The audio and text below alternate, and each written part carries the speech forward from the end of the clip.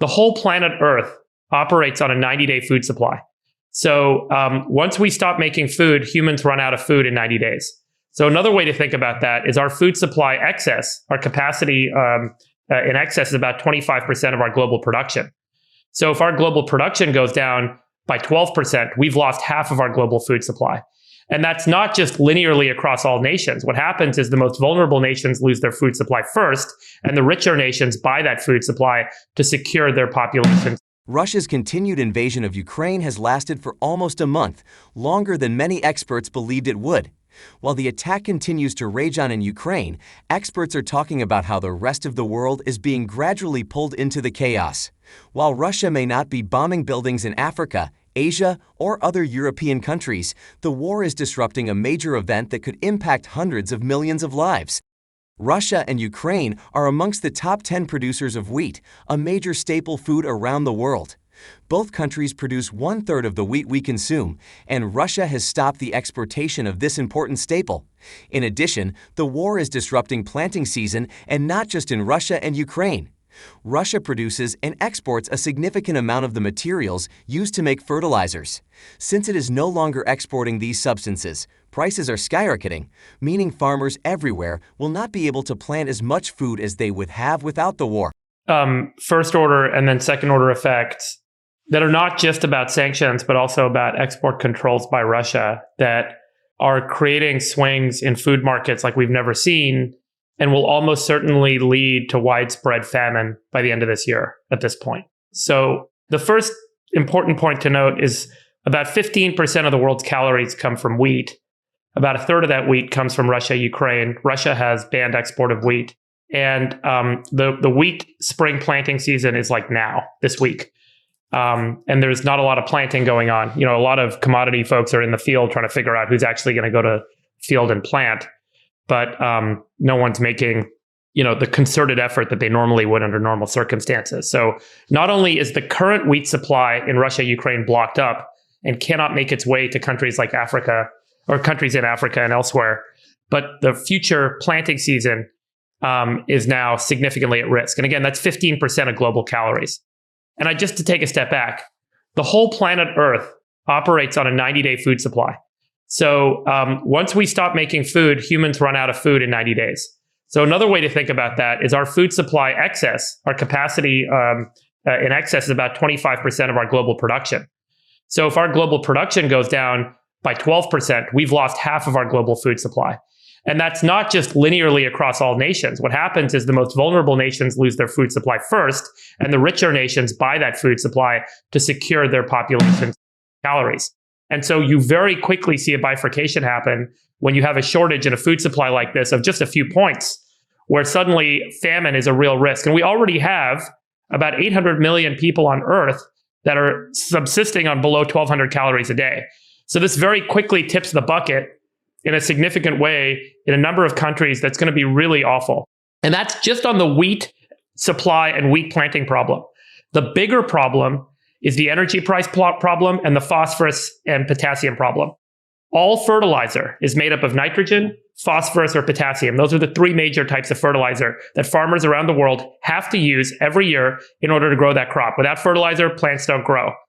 Nitrogen is made from natural gas. 98% of the world's ammonia is made from natural gas. Natural gas prices, as you guys know, have doubled, and the futures market looks like in some places natural gas prices going up like 4x. As a result, the price of ammonia fertilizer, nitrogen-based fertilizer, has gone from $200 a ton to $1,000 a ton. So it's 5 times as expensive to buy basic ammonia fertilizer today than it was a few weeks ago or a few months ago. And so this is now leading a lot of farmers around. And then the other big problem is phosphorus. So phosphorus, by some estimates, there's a little variation around here, but about 10% of the world's phosphate comes out of Russia. And about, call it 25% of the world's potassium comes out of Russia, potash. Both of those markets are blocked up. They are sanctioned, and they have banned exports. Russia has through the rest of 2022. So around the world, the cost to make nitrogen fertilizer has skyrocketed because of natural gas prices, because of the Russia problem. And Russia is not exporting potassium and phosphorus. And as a result, the price of nitrogen's gone from 200 to 1,000. The price of potassium's gone from 200 to 700. and the price of phosphorus has gone from 250 to 700. So now it's so expensive to grow a crop that a lot of farmers around the world are pulling acres out of production. And they're actually going to grow less this year than they would have otherwise because it is so expensive and they cannot access fertilizer locally to plant crops. So not only do we have the wheat problem, we now also have the fertilizer problem and the acres coming out of production problem. And so food supplies are going to go down even further, and this is going to become even more catastrophic. Friedberg, whose holding company seeks to solve the most fundamental problems affecting planet Earth, explains further that the shortage in food production and supply will result in hoarding.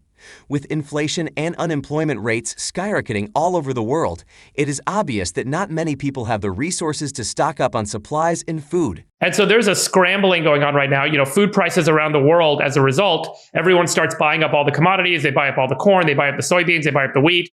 And the price for corn has nearly doubled, whereas, from where it was in July of 2020. The price of soybeans, the price of wheat are all skyrocketing.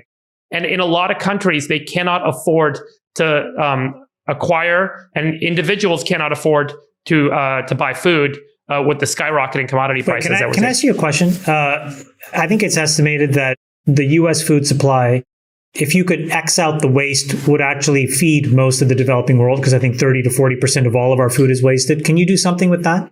Yeah, that is actually true. A lot of that happens at the point of consumption. So it's in people's homes. So it's a reverse supply chain problem where, we throw away a lot of like stale bread and cereal that goes bad or whatever.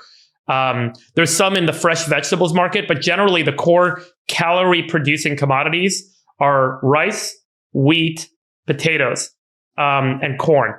Those commodities don't go bad in the supply chain. They end up getting tossed out at the end of the supply chain, which is at the point of consumption at home. So, I'm not sure there's a real solution there right now. The bigger issue is like, how do you get bulk commodities to the places that are going to need them over the next 12 months? So look, right now we're reducing food supplies, stocks around the world. There are strategic reserves that are getting opened up and being released. As that starts to get diminished, and as the production kind of numbers start to come out, it looks like less acres are in production. And God willing, we have a good weather year everywhere this year, because, a bad weather year in some markets could completely decimate the remaining supply that's coming out this year. Regardless, it is going to be a humanitarian disaster within a year. And we will see hundreds of millions of people go starving. And there will be potentially, I think... You said hundreds of millions of people are going to starve? Hundreds of millions of people will go starving. That's never happened in the history of humanity, 800 million people already live on below 1,200 calories a year right now. So you're predicting that over 100 million people will die because of this? I don't know about death. Famine. Like famine is this short of calories. Within a market, it's not like, hey, there's no food. Like, there will be strategic reserves released. There will be stuff, but it won't be enough. We just don't have enough. In the way supply chains are set up, there just isn't enough. For us to avoid impending doom, Friedberg believes immediate actions need to be taken. First, Russia needs to resume exportation so the planting season can go as planned and the natural gas prices need to come down. The thing I want to ask you is, if we had a peace deal right now, a ceasefire, would we avoid this outcome? I mean, like how long do we have to avoid this? We need Russia to reopen fertilizer export markets now. We need natural gas prices to come down now, and we need them to plant the spring wheat. Those are three things that need to happen to solve this problem. If those three things don't happen, we're going into spring right now. So around the world, in the Northern Hemisphere, farmers are making plans, they're planting, they're deciding how much fertilizer to use. And so as this market starts to kind of work itself out over the next few months, a lot of the commodity traders and the ag departments, they publish these planting reports and they talk about how many acres of what were planted, and then everyone forecasts how much the supply will be. And we're going to start to see these uglier numbers come out over the next few weeks and months. Meanwhile, we're seeing supplies dwindle. And Russia's holding all this stuff. So, they're holding hostage phosphorus, potassium, and the natural gas pricing is just what it is. Remember, there are ammonia plants everywhere. There are ammonia plants, and all ammonia plants use natural gas to create this nitrogen-based ammonia. Both countries continue to suffer heavy losses. According to U.S. estimates, between 3,000 to 10,000 Russian soldiers have lost their lives in less than a month since the war started. If this continues, Russia could lose over 100,000 soldiers before the year ends. There are reports from Turkey that both counties are close to reaching an agreement, but President Zelensky has once again reiterated that his country will not surrender to Putin's onslaught. If an agreement is reached soon, the catastrophic loss of lives will end, and the world may narrowly escape a long period of starvation. Thanks for watching the video. Ensure you drop your comments in the comment section and smash the like button. We will continue to put Ukraine in our prayers and lend our voice in our own little way until the invasion ends. We urge our viewers to lend their voices and support Ukrainians whichever way they can. Thank you and stay safe.